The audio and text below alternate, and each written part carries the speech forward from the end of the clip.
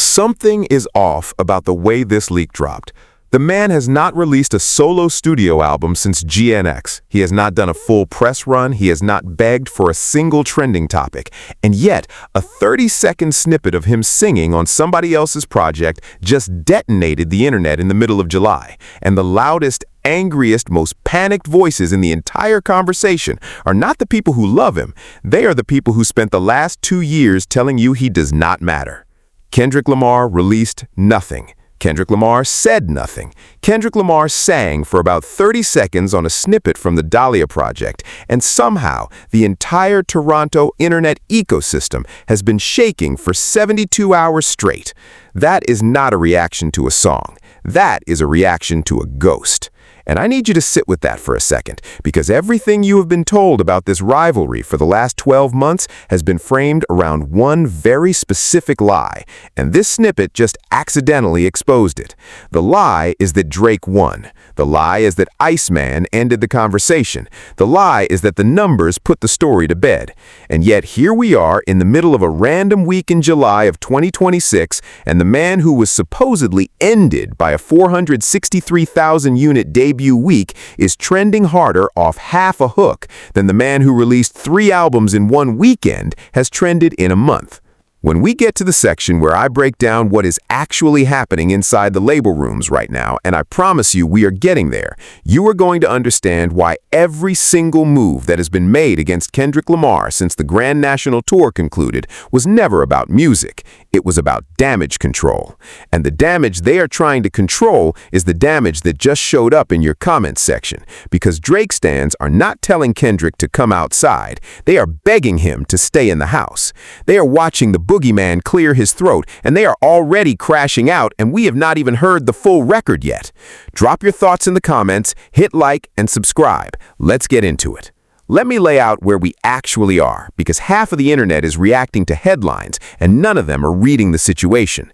Kendrick Lamar wrapped the Grand National Tour in December of 2025. 47 shows, 1.75 million tickets sold, reported gross figures north of $345 million, with some outlets putting the final number closer to $400 million when you add international dates and secondary revenue. That tour was not a rap tour. That tour was the highest-grossing rap tour ever documented, full stop. He came off that run, went completely silent, did not do a victory lap, did not announce a follow-up, did not tease the next album. He just disappeared. And in that vacuum, Aubrey Drake Bram decided to run a full offensive.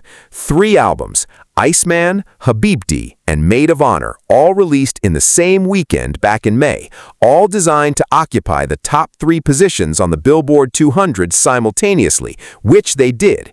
Iceman debuted at 463,000 equivalent album units, 140 million Spotify streams in its first 24 hours, 197 million combined first-day streams across all platforms. Those are colossal numbers. Nobody is going to pretend they are not. And the entire Drake camp, the entire ecosystem of blogs and podcasters and stan accounts, spent the following 6 weeks running one single narrative. It is over. Kendrick is finished. The streams have spoken. The war is done. The stakes here are much bigger than one snippet. The stakes are what happens when a manufactured consensus meets an unmanufactured moment. Because the moment Kendrick's voice showed up on a Dahlia snippet, that consensus did not just crack, it shattered in real time in front of everybody. Musically, the stakes are about what a real feature sounds like in a market that has been drowning in filler. Culturally, the stakes are about which fan base is actually confident right now and which fan base is doing damage control disguised as trash talking. Financially and reputationally, the stakes are about whether the numbers Drake put on the board in May are actually worth what he traded to get them, because we now have to have a real conversation about what those 3 albums cost him in the long run. And the question this entire video is going to answer is the one nobody in that Toronto-adjacent media ecosystem wants asked out loud. If Kendrick Lamar was finished, if the beef was over, if the streams settled the story, then why is a 30-second snippet of him harmonizing over a sound wave adjacent beat making grown men on the timeline lose their entire composure at 9 in the morning on a Tuesday? Let us start with what you can see with your own eyes, because I want to build this from the ground up. Surface evidence, Layer 1, Piece 1, the snippet itself. What leaked was a short section of what has been reported as the Hats Off record from the Dahlia Project, and the section that leaked is Kendrick singing. Airy harmonies, beautiful vocal mix, a verse that is described by multiple listeners as sunlight cutting through a window in the morning.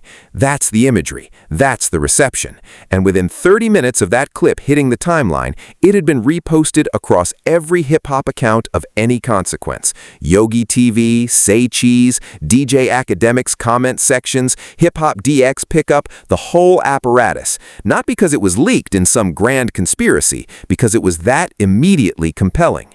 Piece 2, the comment reaction.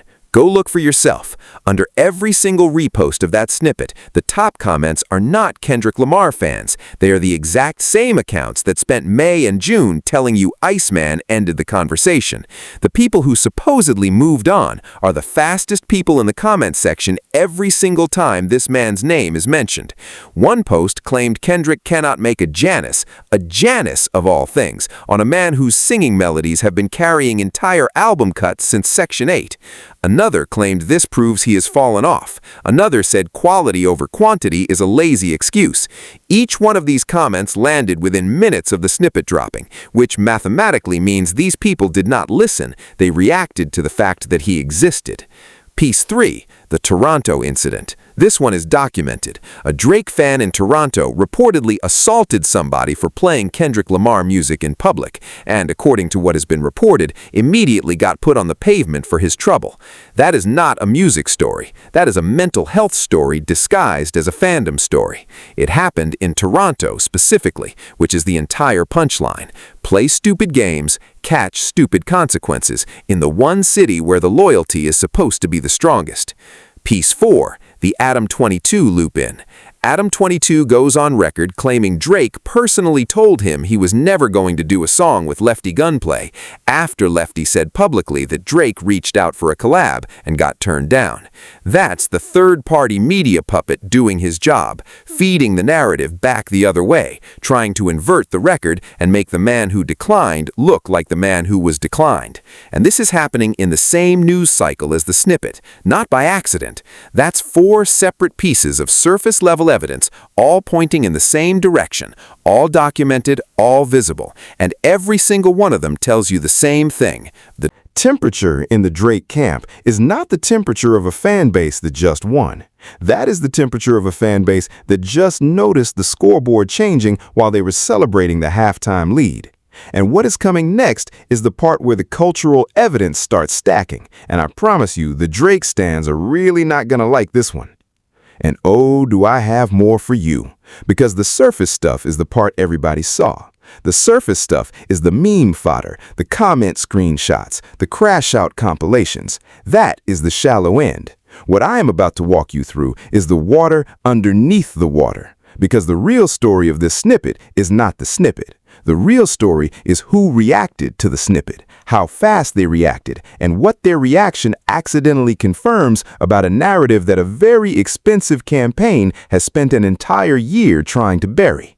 If you thought the comment sections were embarrassing, wait until I show you what is happening inside the industry, what specific names are moving in ways that do not match the story the blogs are selling, and what one particular figure said out loud that basically ends the Kendrick is finished fairy tale in a single sentence.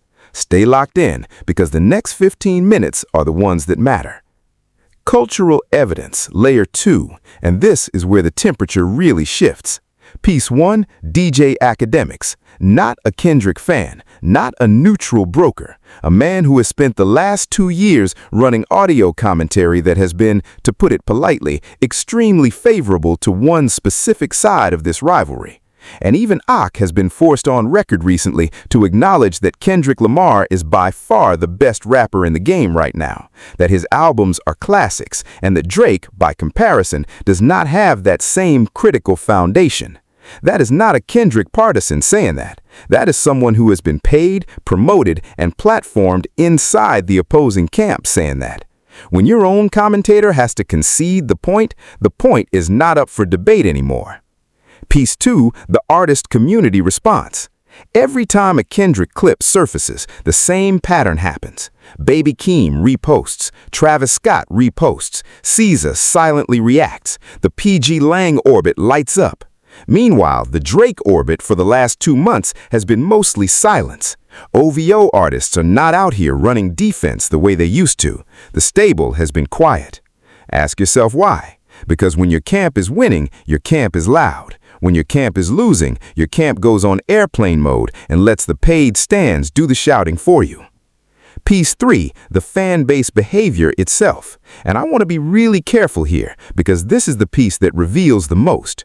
Kendrick's fan base, when he releases something, engages with the music. They talk about production. They talk about the vocal mix. They talk about who the producer is, because we now know, based on reporting around the Dahlia project, that a significant portion of that production is coming from the same architect who built Money Trees, which alone should tell you the sonic pedigree we are dealing with.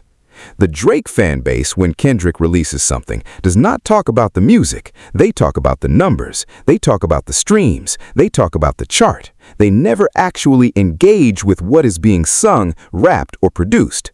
That is not a fan base. That is an accounting department. Piece 4, the Robert De Niro fans, which is the phrase that keeps coming back to me. There is a very specific category of Kendrick Lamar hater that behaves exactly like an obsessive fan. They comment under every post. They react to every clip. They screenshot every lyric. They have opinions on his outfits, his features, his silences. They will tell you with a straight face they don't care about this man while spending 6 hours a day in his comment section. That is not indifference. That is not moving on. That is not we won and we are done. That is fixation. That is Robert De Niro in the fan energy. He does not love him, he hates him, but he cannot look away. And that is a much more damaging cultural position for the Drake side to be in than any streaming number can compensate for. Because streams cool off, obsession does not. Now, I want to be fair here, because I'm not going to sit here and tell you Drake has no defenders with a real argument. There is a version of the counter-argument that says, look, the man just moved 460,000 units in a week. He set the record for debuting in the top 3 slots simultaneously, and Iceman became the longest-running #1 of 2026 with 4 separate turns at the top of the Billboard 200. That's a real accomplishment. I'm not going to pretend it's not. But here's the thing. When you drop 3 albums in one weekend to get to that number, and the man you are trying to bury drops a 30-second harmonized snippet on somebody else's project and pulls the same amount of cultural oxygen out of the room, you have to ask yourself what those numbers are actually measuring. They're measuring volume. They're not measuring gravity. And gravity is the part that decides who is standing in 5 years and who is a footnote. That's the setup for what's coming next, because now we have to shift gears completely, and we have to talk about what is actually happening underneath all of this on the business side, because that's where this story stops being about music and starts being about a system. Here is where I need you to sit up, because everything I've said so far is the entertainment layer, and the entertainment layer is not why any of this is happening. There's a business layer underneath, and the business layer is the reason the entire cultural machinery on the Drake side has been running at full throttle for 2 years without a single day off. Let me walk you through 3 angles, and by the time I connect them, you're going to understand why the snippet reaction was what it was. Angle 1, the label economy.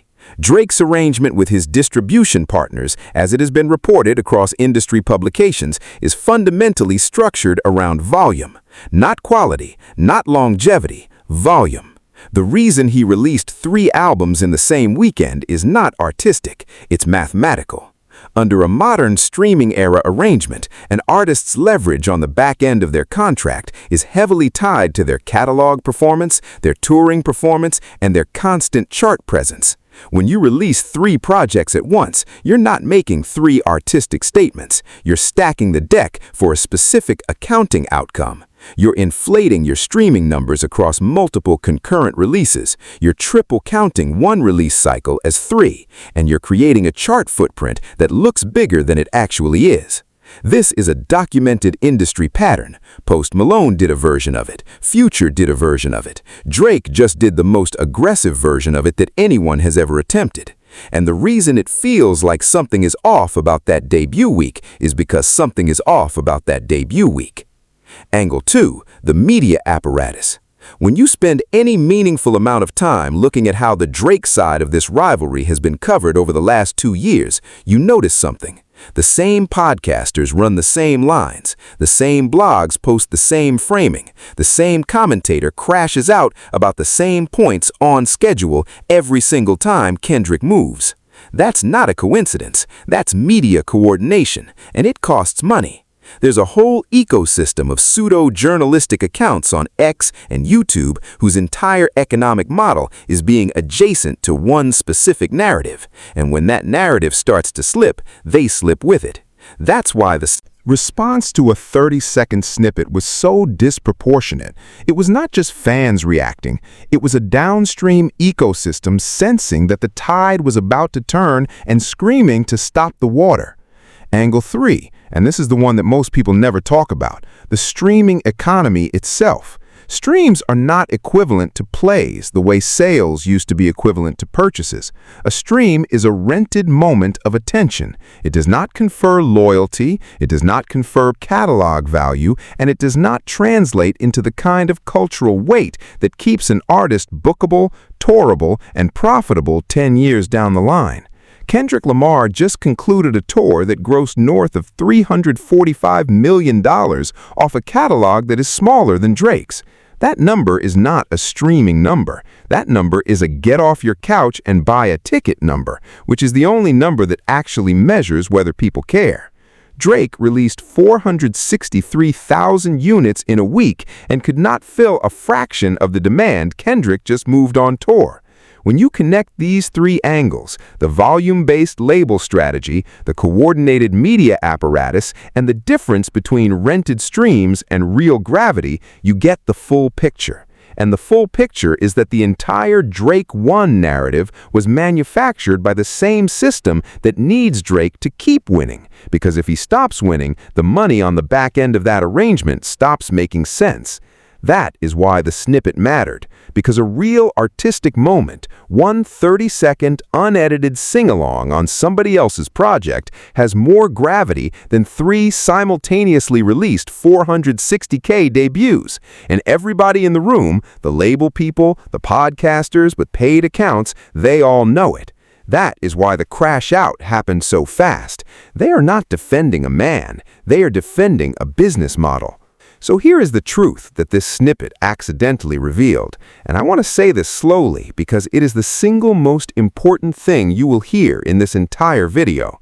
The reason Drake released 3 albums at once was not confidence, it was pressure.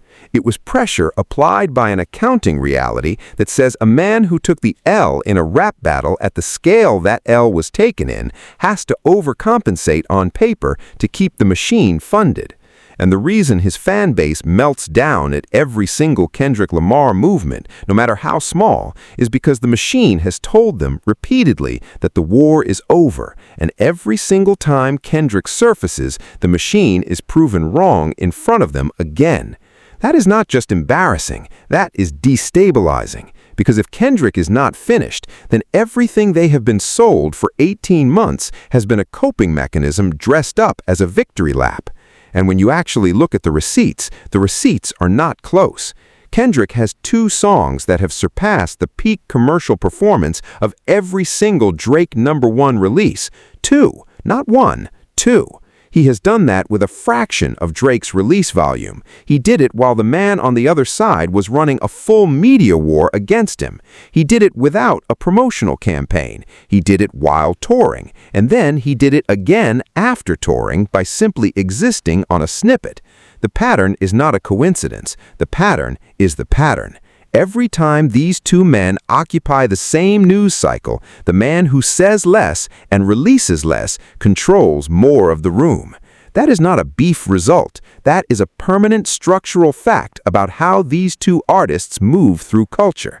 And here's the part that's going to make the OVO orbit lose their entire composure. What is coming from Kendrick is not just this Dahlia feature. Multiple reports from reliable pockets of the industry press have suggested that this snippet is not the release. This snippet is the appetizer. The main Dahlia project is still on the way. And the reason it matters is because Kendrick Lamar is now operating in a mode where he does not have to release his own album to dominate the cultural conversation. He can guest verse his way into control. That is a level of leverage that no artist in the modern era has ever operated with, and the industry does not know how to respond to it, because the industry's entire toolkit is built around fighting release cycles, not fighting silence.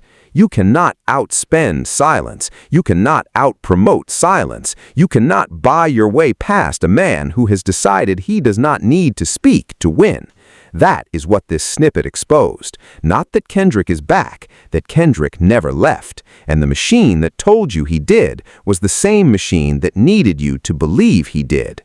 Now, let me tell you why the right person is still standing. Kendrick Lamar has, from the beginning of his commercial career, done every single job at 100%. He does not phone in features. He does not release for the sake of releasing. He does not manufacture beef to sell records. He is, functionally, the most disciplined mainstream rapper of his generation, and the discipline is why he wins. Look at the last 24 months as one continuous story. He drops Not Like Us. Not Like Us wins 5 Grammys, including Song of the Year and Record of the Year, which is a feat that has never happened before with a diss track.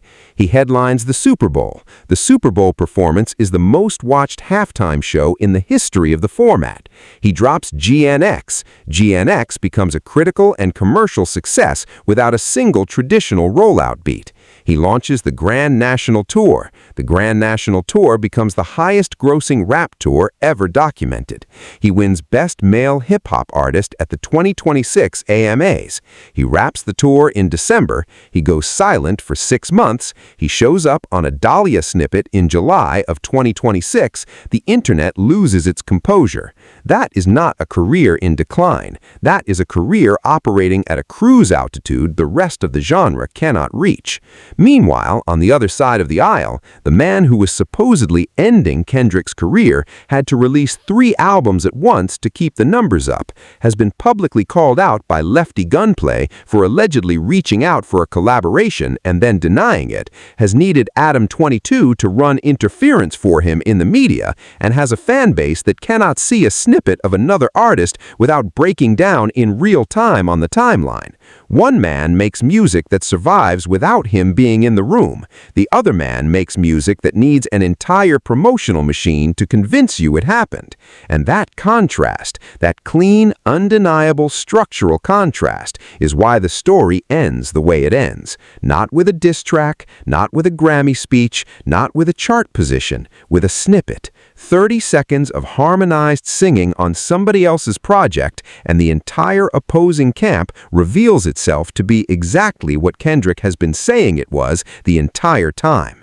If you have made it this far into this video, you already understand this, but I want to say it plainly so nobody misreads me. The right person is still winning. The right person has been winning the entire time, and the evidence has been sitting in plain sight for anyone with the discipline to look at it honestly. But listen, and I mean this is only the start. Because Dahlia has not dropped yet. The full record is not out yet. And when it does drop, the same cycle is going to happen, only bigger. The stands are going to crash out again. The blogs are going to run the same playbook again. The paid accounts are going to melt down again. And every single one of those meltdowns is going to be documented on this channel in real time so you do not miss a single beat. There are 2 specific developments I need you tracking right now. Number 1, the Dahlia project release window, because when that full album lands, the snippet reaction is going to look like a warm-up compared to what is coming. Number 2, the Drake response cycle, because he cannot let a Kendrick moment pass without answering it. He never has. Watch the next 30 days. Something is going to leak, something is going to get released, something is going to get engineered because the machine cannot sit still when the other side is moving. And when that happens, we are going to be here. So if you have not subscribed yet, subscribe now because you are not going to want to catch these breakdowns secondhand. And if you liked this one, the next video you need to watch is the one where I break down exactly what Drake reportedly agreed to inside his current label arrangement, why 3 simultaneous album releases were mathematically the only move he had left, and why the paperwork on that deal is going to shape the entire back half of his career in ways nobody in the mainstream press has been willing to talk about. The paperwork is where the real story lives. The music is just what happens on top of it. That is the video you need to see next. I will see you there. Peace.